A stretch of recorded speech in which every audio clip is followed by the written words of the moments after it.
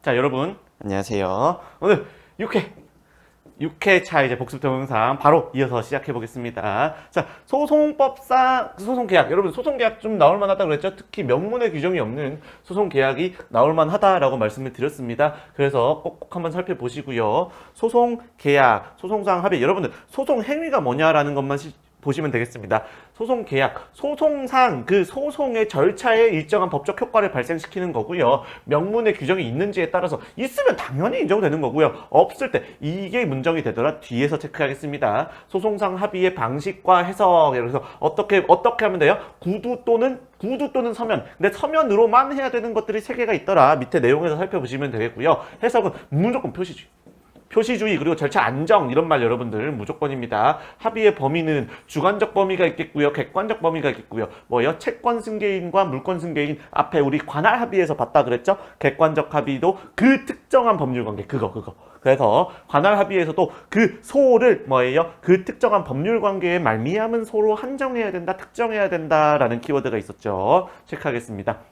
요 내용 자체는 넘어가요. 중요한 거는 여러분 뒤에가 핵심이더라. 요 앞에 내용은 여러분들이 가볍게 읽어보시면 스스로 읽어보시면 되겠더라. 자, 명문의 규정이 없는 소송상 합의, 이거 자체를 여러분들 이 법적 성질이 문제가 됐는데 법적 성질 논하기 전에 핵심 쟁점 4개라 그랬잖아요. 뭐예요? 허용되는지 그 다음이 법적 성질이고요. 그 다음에 뭐예요? 이걸 위반하고 소를 제기했을 때 어떻게 되냐, 권리보호 이익이 없고, 또 하나 핵심 신의치까지 모순금지 원칙도 문제가 되고, 마지막에 지적 의무. 와, 이거 세트라 그랬습니다. 완전 대박 중요하다 그랬습니다. 여러분들 그 법적 성질에 대해서 일단 허용 의무, 재판 청구권 포기라는 중대한 효과를 발생하니까 처변 예합, 처분권주의와 변론주의가 처분할 수 있는 법률 관계, 그러니까 처분권주의, 처분할 수 있는 법률 관계, 그리고 변론주의가 적용되는 범위 내에서 그 효과를 예상하고 합의를 해야 되더라. 소송계약서, 여러분들 소송계약, 소송행위인데 여러분들 뭐예요? 요건과 효과가 소송법에 규정되어 있으면,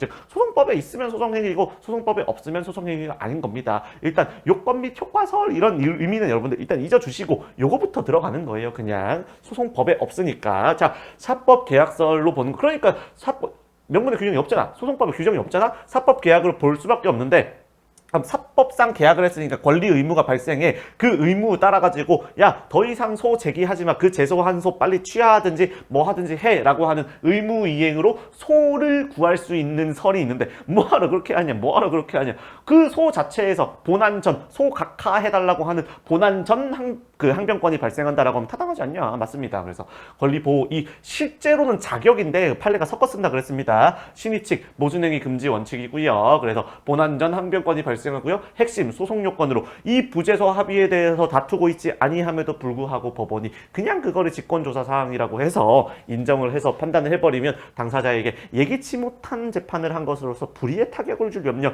이렇게까지 싹 여러분이 밑에 내용들이 이제 읽어주실 수가 있겠죠. 자, 그래서 의, 요건 가볍게 한번 살펴보시고요. 요게 이제 핵심이더라. 명문의 규정이 없어서 법적 성질을 소송행위로 볼 수가 있겠냐. 소송행위는 뭐예요? 그 요건과 효과가, 효라고 적혔으면 효과가 소송법에 있으면 되는데, 그래서 요건 일단 여러분 생각해 주자고요.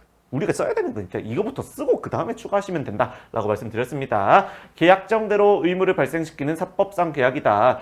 의무 이행 소구설, 그 의무에 따라 가지고 야 빨리 소 각하해, 또는 소 각하 재판이 하는 거니까 소 취하해라고 하는 그 의무 이행 소구설이 있는데, 뭐하러 그렇게 하냐, 뭐하러 그렇게 해요? 밑에 보시면 우회적이고 간접적이다, 뭐하러 그렇게 하니?라고 해서 항변, 그 이미 제기된 그 부재소 합의에 위배되어 가지고 제기된 그 절차에서 본안전 항변, 소 각하해 주세요라고 하는 본안전 항변권 발생설이 타당하더라. 소송계약서는 뭐예요? 얘는 명문의 규정이 없잖아. 소송법상 규정이 없는데 얘를 어떻게 소송행위로 보겠냐라는 겁니다. 그래서 체크해 보시면 되겠고요. 요거 빼먹지 말자라고 말씀드렸죠. 지적 의무 빼먹지 말자. 부재소 합의를 직권조사 사항은 맞는데, 여러분은 맞는데 당사자가 이거에 대해서 다투고 있잖아. 왜요? 본안에 대해 가지고 청구 인용 기각 받고 싶거든. 기판력의 범위가 달라지니까. 근데도 직권으로 인정해 가지고 소를 각하하는 건 예상외의 재판으로서 당사자에게 불이의 타격, 여러분들이 자주 맞는 불이타라고 했습니다. 자, 소취하 계약도 마찬가지입니다. 계속 중인 소를 취하한다는 계속 중인 소 취하한다는 소송 외의 합이고요. 요건은 처변 예합 그대로 여기다가 여러분들 처변 예합 적어주시면 되겠어요. 다음에 항변권 발생 소리는 요 판례 우리 앞에서 봤었죠. 그러니까 이거에 따르면 권리보호 이익이 없어가지고 소를 각하해야 되고요. 소송 계약설에 따르면 소송 종료 선언이라는 얘기를 하면 되겠습니다. 조건부 소취하 합의도 가능하고 화해 계약으로서 차고 취소가 가능하냐? 원칙적으로 화해 분쟁의 목적인 그 대상 자체로 그 대상 자체에 대해서는 차고 취소할 수 없는데 만약에 분쟁의 전제가 된 전기 예정 다사행 분쟁의 전제 또는 기초가 되어가지고 상호 그게 그 분쟁의 전제로서 예정하고 있는 것이고요. 그래서 다툼이 없는 사실로 양해 요건 근데 여러분들 민법이기 때문에 크게 나올 것 같지는 않습니다. 가볍게 읽어만 보세요. 그래서 앞에 핵심은 부재소 합의가 너무너무 중요했더라. 요거는 가볍게 넘어가겠습니다. 자, 의사표시의 하자와 소송행위의 취소 여러분 절차 종료적 소송행위 여러분 조성적 소송행위는 민법 규정 당연히 유추해서 취소할 수가 없더라. 소송과 실체법은 구별해야 되더라. 다만 절차 종료는 끝내는 거니까 괜찮지 않나요? 여러분들 끝내는 거니까 할 수 있냐? 그러니까 뭐예요? 절차 안정과 무관하지 않냐라는 거예요. 그래서 하자 고려 그래 하자 의사표시의 하자를 고려해서 취소할 수 있게 해줄게. 하지만 판례는 불고려설이라고 해서 불고려설 중요하다 그랬습니다. 절차 안건과 무관하니까 하자를 고려해서 취소할 수 있게 해줄게지. 근데 그게 아니라 절차 안정, 우린 핵심이야. 표시주의가 핵심이야. 그 다음에 만약에 여기서 이제 하나짜리, 요거는 이제 착오로 취소할 수 있냐? 의사표시의 규정, 사기 강박 또는 착오로 취소할 수 있냐의 문제이고요. 451조 1항 5호의 유추 적용은 유죄 확정 판결이 되고요. 그에 부합하는 의사 없이 외형적으로만 존재할 때는 그 행위의 효력 자체를 부인하는 것. 이렇게 체크해 주시면 되겠습니다. 아시겠죠? 자, 그래서 절차 종료 행위는 절차 안전과 무관함으로 취소할 수 있다는 하자 고려설이 있고요. 절차 안전성을 위해 가지고 표시주의가 적용되므로 취소할 수 없다는 하자 불고려설이 대립하는데 뭐예요? 민법상 법률행위 규정은 소송행위에는 적용이 없어. 강박에 의한 것으로 취소할 수 없어라고 해가지고 하자 불고려설이고요. 소취하도 마찬가지입니다. 소취하도 표시를 기준으로 해가지고 효력 유무를 판정할 수밖에 없다고 하더라. 여러분들 사법행위와 소송행위는 구별해야 되고요. 소에 취하라는 소송행위는 어떻게 다퉈라? 기의지정 신청으로 다퉈라. 그래 법원은 소송 종료 선언하니까 하자 불고려설이 타당하다. 근데 여러분들 소송행위가 사기 강박 등 이거 너무 선을 넘었어. 선을 형사상 처벌까지 받아야 돼요. 그러면은 그거에 대해서는 유죄 판결이 확정되고 부합되는 의사 없이 외형적으로만 존재하면 그때는 효력을 부인할 수 있더라. 여러분들 절대적 강박 생각해보면 된다라고 말씀드렸죠. 그래서 청구의 포기 인락 소송상 화해에 그 준재심 외에 구제책을 인정하지 않는 거다. 재심에 따라 가지고 효력을 부정하는 것과 마찬가지로 그렇게 다투는 거지. 뭐예요? 이걸 유추 적용해서 취소할 수 있으므로 하자 불고려설이 타당하다라고 체크하시면 되겠습니다. 그 효력을 부인할 수 있으므로 이렇게 체크하시면 되겠고요. 기일의 혜택 요거 자체보다는 뒤에 나오는 연결돼서 나오는 내용들이 더 중요하다고 말씀드렸습니다. 그래서 필통불 요거는 여러분들 잊지 마세요. 요걸 필통불이 왜냐면 뒤에서 조문에 필통불이 없어요. 그러니까 필요적 변론 기일이어야 되고요. 적법한 통지가 있어야 되더라. 그러니까 공시송달 이런 거 여러분들 주의하자. 그다음에 불출석 또는 출석했으나 무변론입니다. 일방결석 낸 놈이 안 가면 진술간주, 안 낸 놈이 안 가면 자백간주. 그다음에 쌍방결석하면 소취하 간주. 요거 체크해 주시고요. 본안에 관해서 사실상 진술하지 않았다. 뭐예요? 무변론.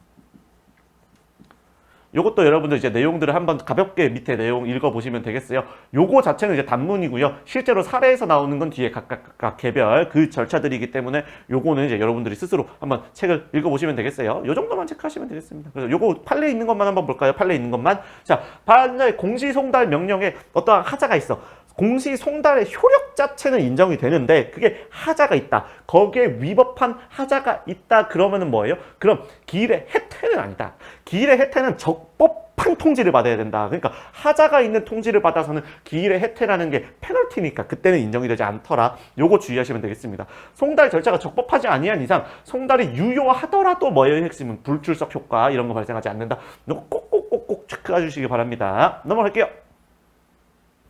자, 소취와 간주 조문 잘 읽어보자 그랬죠. 일단은 첫 번째, 여러분들 이거 여기 기일 지징 선칭인가라고 나왔었는데 기일 지정 신청으로 바꿔주시면 되겠습니다. 적법, 요걸 많이 빼먹더라. 요 필통불이니까 적법 통지가 있어야 되더라. 그 다음에 2회 결석해야 되고요. 그때부터 1월 이내에 기일 지정 신청이 없거나 하더라도 또 결석해. 아, 얘는 나가겠다는 소리입니다. 핵심은 동일 심급, 동일 동종 기일, 요게 이제 핵심이거든요. 그러니까 변론 준비 기일 불출석 승계되지 않는다. 입법 취지, 요거를 강제하고 싶어하는 입법 취지를 고려할 때 승계된다라는 견해가 있는데 뭐예요? 아, 동종 얘 동종 기일이 아니다. 동종 기일 별개의 변론 전 절차에 불과하다라고 해요. 변론 전 절차에 불과하다 이런 말을 많이 하니까 여러분들 주의해 주시고요. 재판 청구권을 침해합니다. 재판권을 제한하는 그런 페널티이기 때문에 굉장히 엄격하게 해석해야 돼요. 그래서 밑에 내용들 가볍게 한번 여러분들 읽어보시면 되겠습니다. 요건은 위에 말씀드렸고요. 밑에만 한번 볼까요? 변론 준비 절차는 변론 전 절차에 불과하고 변론 기일과 일체성이 없다는 점을 고려할 때 뭐예요? 승계되지 않는다. 재판 청구권을 제한하는 분리니까 엄격하게 보는 엄격하게 보는 판례가 타당하다라는 것입니다. 그래서 밑에 내용 효과도 여러분들 소취와 간주인데 하나만 주의하자 그랬죠? 상소심에서는 상소치야. 그러니까 뭐예요? 원심 판결 확정 이렇게 체크가 있습니다. 자, 진술 간주 되게 중요하다 그랬으면 되게 중요합니다. 안 나간 사람이 그러니까 뭐예요? 낸 놈이 안 가. 그래서 변론을 열지 혹은 기일을 다음으로 미룰지는 법원의 재량이더라. 명할 수 있다. 변론을 명할 수 있다. 즉 변론을 진행할지 또는 다음 기일로 미룰지는 법원의 재량이지만 할 때는 보고 여러분 이렇게 읽자 그랬죠? 그럼 진술 간주 기속설이 바로 튀어나올 수가 있겠더라. 볼 때는 진술 간주한 것으로 보자. 그 진술 간주한 내용에 뭐예요? 재판상 상대방의 주요 사실 나에게 불리하고 상대방의 주요 사실이 내가 그걸 인정하는 내용이 들어가 있으면 재판상 자백으로 볼 거냐, 자백 간주로 볼 거냐. 인데 여러분들 뭐예요? 걔는 나왔어도 재판상 자백을 할 애였다. 그러니까 뭐예요? 애였다. 재판상 자백설이 타당하다라고 결론을 내려주시면 되겠습니다. 요거. 단문에서 나오면 요거까지 꼭 써주시면 되겠습니다. 변론관할 증거 신청은 진술 간주 안 되고요. 실제로 나와가지고 현실로 말로 해야 된다는 거. 뭐 청구 포기 인락도 옛날에 똑같았는데 걔는 들어왔어요. 진술 간주 할 수 있도록 나왔습니다. 자, 그래서 판례에 있는 것만 한번 가볍게 볼까요? 변론을 진행할지 기일을 연기할지는 재량이다. 종문 보시면 여러분들 요걸 추론하실 수가 있습니다. 다만 진행할 때는 반드시 제출한 적혀있는 사항을 진술한 것으로 보아야 한다. 그런데 여러분들 밑에 그래서 서면에서 자백한 경우 판례는 그 자백에 해당하는 내용이 기재가 되어 있으면 뭐예요? 그게 진술 또는 간주돼도 인정이 되네. 그때는 재판상 자백이 성립된다고 해서 재판상 자백 성립을 인정합니다. 걔는 뭐예요? 출석하였더라도 자백 취지의 진술을 했을 거다. 나왔더라도 자백했을 거다. 출석하였더라도 자백 취지의 진술을 하였을 거다라고 해서 나오면 되겠고요. 진술 간주 확대 적용의 문제 요거 두 개는 세트로 단문에서 여러분들 한번 보자 그랬죠? 어이구. 네. 단문에서 한번 보자 그랬습니다. 그래서 포기 인락 이제 가능합니다. 자백 간주 여러분들 자백 간주 안 낸 놈이 안 가 17년 단문으로 나와가지고 크게 문제가 되지는 않을 것 같은데요. 일단 근데 출석한 사람은 냈어야 돼. 그래야 여러분들 요거 276조와 관련해가지고 문제가 되더라. 자백의 구속력인데요. 뭐예요? 요 151조 1항 단서 150조 1항 단서, 150조 1항 단서. 요것 때문에 구속력, 당사자에 대한 구속력이 인정되지 않는다는 것만 알고 계시면 돼요. 자백 간주가 크게 문제가 될 것 같지는 않겠고요, 여러분들. 왜? 그래서 한번 볼까요? 다만 이거 보세요. 자백 간주가 성립된다. 제1심에서 공시송달로 원래 되면 안 되더라. 그런데 뭐예요? 피고에 대한 청구가 기각되었는데 항소심에서는 제대로 송달이 돼서 그럼 그때는 자백 간주가 성립될 수 있다라는 거 체크 하나만 잘 해주시고요. 밑에 자백 간주의 구속력인데요. 당사자에 대한 구속력은 인정되지 않는다는 거만 체크를 잘 해주시면 되겠습니다. 자, 추후 보완 항소 되게 중요합니다. 이제는 왜요? 송달이 되게 중요한 쟁점인데 송달에서 나올 만한 게 이제 얘 하나 남아서요. 얘 하나. 공시송달과 관련해서 책불이 여러분들 책불이 이 조문 보면 나온다 그랬죠? 책임질 수 없는 사유, 그다음에 불변 기간을 지키지 못했을 때 그 사유를 안날로부터 2주 이렇게 해가지고 책불이 하나 체크해 주시고요. 핵심은 상소기간. 왜? 상소기간 불변 기간이거든요. 그리고 판결 정보는 송달로부터 그 상소기관이 진행하니까 송달 남은 거 하나 얘밖에 없어요. 그게 뭐예요? 공시송달로 됐을 때. 공시송달로 됐을 때 판례는 선의무과실을 요구를 하더라. 특이하게 무과실도 요구한다는 게 원래 공시송달은 모르는 송달이에요. 다만 무과실까지도 요구한다. 이렇게 체크하시면 되겠고요. 그 사유를 안 날로부터의 2주, 그 사유가 없어진 날로부터의 2주, 사유가 없어진 날인데 여러분들 사유가 없어진 날로부터 2주거든요. 그러면 없어진 날로부터 2주. 요 의미가 뭐냐? 판사님은 공사가 다 망하셔. 판결이 있었던 사실이 아니라 그것이 공시송달로 송달된 사실. 이렇게 체크하시면 되겠습니다.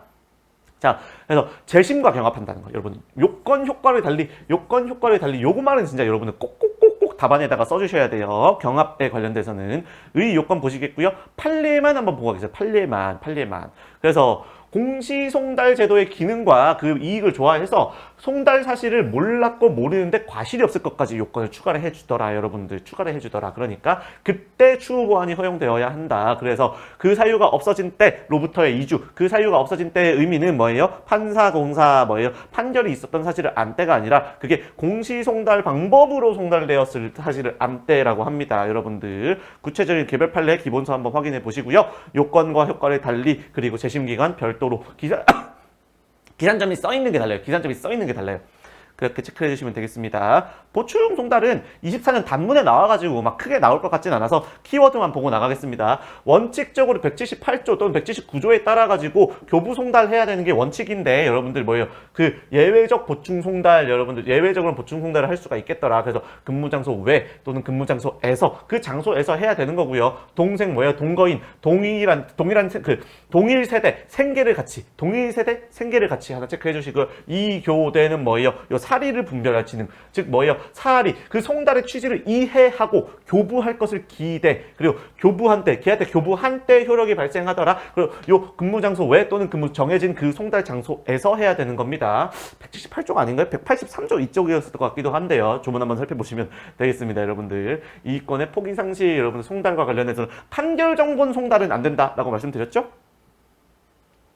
맞네요. 118조. 그리고 183조. 둘 다네요, 둘 다. 네, 맞습니다. 가볍게 넘어가겠습니다.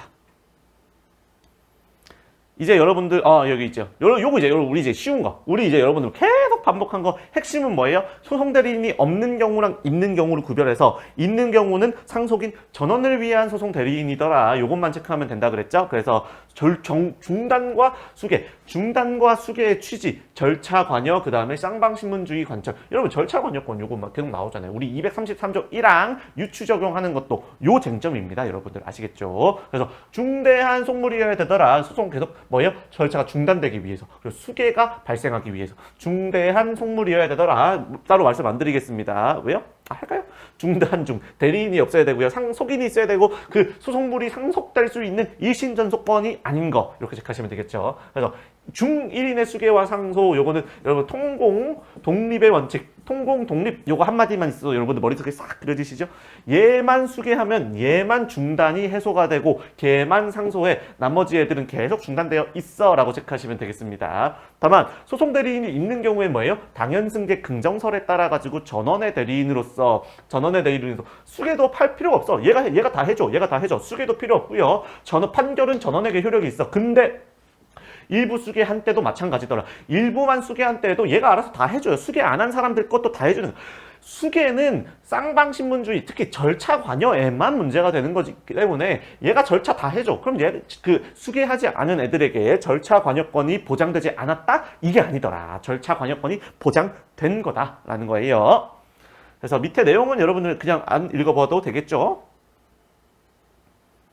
판례 있는 것만 보겠습니다. 자, 이거는 뭐예요? 그 상속인들의 수계 상소인데 요거는 각자 수계 신청. 그러니까 지금 소송 대리인이 없는 사항입니다. 소송 계속 중 당사자가 사망한 거예요. 그때 뭐예요? 소송 대리인도 없어. 요게 여러분들 짱짱이다.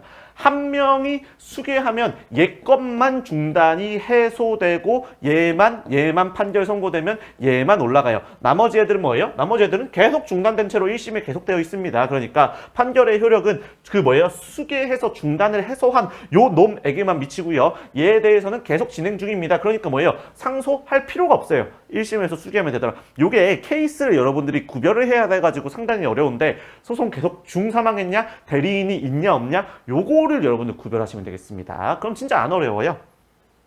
그래서 소송대리인이 있는 경우에는 중단되지 않아요. 당연승계에 따라 가지고 상속인으로부터 수권 받을 필요 없이 핵심 법률상 당연히 소송대리인으로 취급. 그러니까 수계가 없더라도 판결하면 되고요. 판결도 하자가 없고요. 판결 경정만 이름만 고치면 되겠더라. 그래서 소송 수계설 대리인이 있는데 일부만 수계한 거야. 일부만 수계한 거야. 나머지도 당연히 그 판결의 당사자로서 효력이 미칩니다. 여러분들 전혀 문제가 없다라는 거 말씀드렸죠?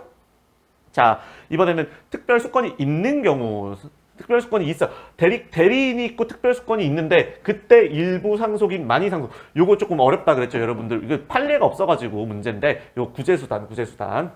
일단 판례는 확정된다고 봅니다. 왜요? 대리인이 있어. 전체가 중단되지 않고 소송 계속 사망하더라도 전체가 중단되지 않고 계속 진행돼가지고 판결이 나와. 판결이 나오는데 상소에 특별수권이 있으면 판결 정보는 송단된 날로부터 중단되지 않고 뭐예요? 상소기간이 진행을 해. 왜요? 얘가 상소를 제기해줘야 되거든. 근데 얘가 상소를 제기하지 않은 상태면 계속 진행해. 그러니까 일부 상속인들이 스스로 상소한 경우에는 뭐예요? 나머지 애들은 그거 진행합니다. 끝나요. 이렇게 체크하시면 되겠습니다. 확정설. 그래서 체크하시면 되겠네요. 자, 볼까요? 제 1심 판결. 나머지 상속인 부분은 항소 제기하지 아니해서 뭐예요? 확정되었다. 왜요? 대리인이 있는 경우에 특별수권이 만약에 없으면 판결 정보는 송달 시로부터 중단됐으니까 괜찮은데 그 특별수권이 있으니까 항소기간이 진행을 해요. 그러니까 어떻게 돼요? 그때부터 상소기간이 진행을 하고 뭐예요? 상소기간이 도과하면 확정 판결 효력 그대로 받는 겁니다. 그러니까 이때 구제수단이 문제가 돼요. 여러분들 밑에 노란색만 볼까요? 추한 항소 인정하거나 손해배상을 인정해야 되더라. 체크하시면 되겠습니다. 관여하지 못했죠. 요런 말이 뒤에서 안 나오더라. 체크하겠습니다. 자, 당연승계 소송 대리인이 그러니까 상관없어요. 제가 다 올려드린다 그랬죠. 전원을 위한 대리인 하나만 갖고 여러분들 밑에 내용 싹 푸는 겁니다. 당연승계 긍정설에 따라서 판결과 항소, 소송 대리인이 해준 항소도 모두 효력이 있는 거고요. 전체 확정 차단 2심 돼요. 그럼 누락 상속인들 부분이 언제 중단돼요? 올라간 상태에서 중단돼요. 그러면 그때부터 뭐예요? 그때부터 수계하면 돼. 그러니까 구제수단이 문제가 되지 않더라. 수계하면 돼요. 구제수단 문제가 안 됩니다. 라고 여러분들 지금 밑에 싹 쉽게 하실 수 있겠죠? 어려운 판례긴 한데 여러분들 케이스만 잘 나눠주시면 되겠습니다. 제 1심 판결의 효력은 뭐예요? 당사자 표시 잘못에도 불구하고 그러니까 뭐예요? 대표자 우리 소송대리인 제가 이름을 한 번을 빼뜨린 거야. 그래도 뭐예요? 당연승계에 따라서 모두에게 항소 제가 모두 올려드린 거랑 똑같다. 이름만 빼먹은 거다. 그래서 나머지 상속인들 모두에게 효력이 있는 거니까 전부에 대해서 뭐예요? 항소가 제기된 거다. 그러니까 뭐예요? 전부가 확정 차단 전부가 항소심으로 2심되더라. 볼까요? 그럼 언제 중단돼요? 저 항소 제기의 특별수권만 있었던 거지 항소심에서는 이게 없었던 거죠. 소송대리권이 없었던 거죠. 그러니까 항소 제기 이후에는 저의 소멸되니까 저 잘리니까 중단된 상태에 있더라. 그러니까 표시되지 않았던 항소인으로 표시되지 않았던 우리 분들은 뭐예요? 수계하시면 되겠습니다. 수계하시면 되겠습니다.